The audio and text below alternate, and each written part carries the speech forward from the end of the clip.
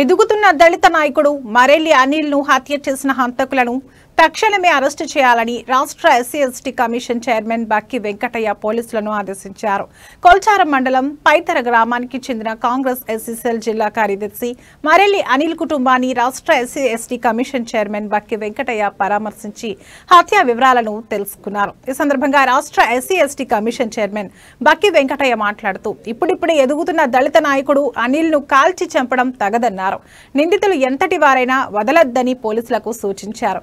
అనిల్ హత్య కేసును SC ST atrocity కేసుగా మార్చాలని పోలీసులను ఆదేశించారు.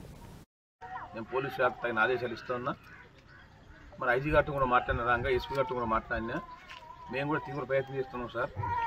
తప్పకుండా ఒక 2 రోజులలో వాళ్ళు దోషులను పట్టుకునేందుకు సర్వ ప్రయత్నాలు చేస్తున్నామని చెప్పి మరి ఐజీ గారు కానీ ఎస్పీ గారు కానీ హామీ ఇవ్వడం జరిగింది.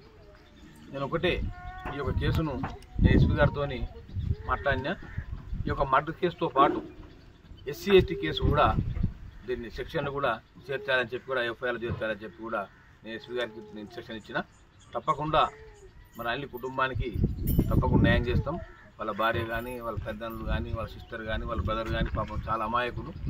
మరి ఇటువంటి ఇప్పుడే చూస్తున్నట్టు దళిత నాయకుని మీద ఈ రకంగా కిరాతకంగా హత్య చేయడం మనందరూ కూడా ఈ మేధావులు దళిత సంఘాలంతా కూడా గ్రహించాలి. ఇటువంటి హత్యలు ఈ మధ్య కాలంలో చాలా జరుగుతూ ఉన్నాయి. మరి ఎదుగుతున్నటువంటి దళిత వర్గాల మీద దాడులు అనేవి అధిగమైపోతూ ఉన్నాయి.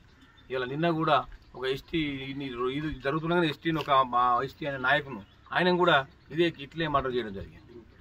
ఈ రకంగా హత్యలు చేయడం మాత్రం ప్రజాస్వామ్యంలో మంచి పద్ధతి కాదు. మరి అంబేద్కర్ నడిచిన బాటలో చూసిన బాటలో మనమంతా నడిచి మరి బోధించు సంరక్షించి పోరాడే నిదానంతో మనమంతా కూడా ఎదిరించాలి. తప్పకుండా కుటుంబానికి మనమంతా కూడా అండగా నిలవాలని చెప్పి ఈ సందర్భంగా తెలియజేస్తా ఉన్నాను. మరి గౌరవ మన జిల్లా ఇన్ఛార్జ్